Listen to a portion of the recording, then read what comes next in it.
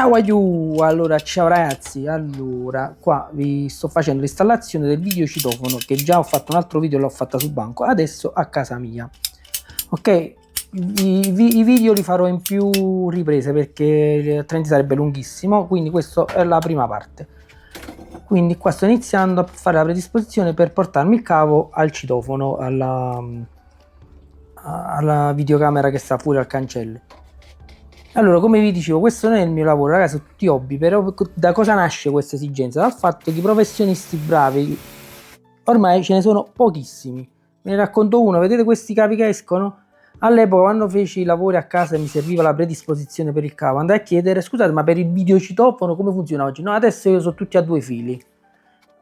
Ok, è passato, poi sarà passato un annetto, vado a comprare il citofono, tada, citofono a 4 fili.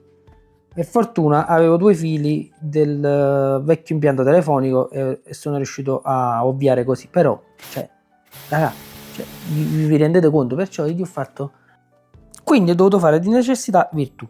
Poi ragazzi, bando alle ciance, mi raccomando, iscrivetevi, ok?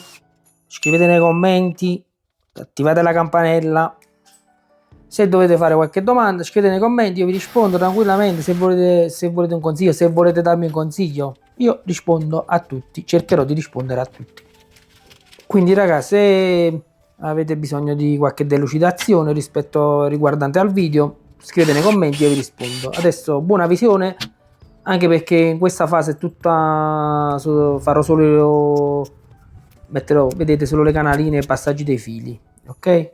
Quindi se avete qualche domanda da fare, scrivete nei commenti. Buona visione e ci vediamo ai prossimi video. Ciao aiù!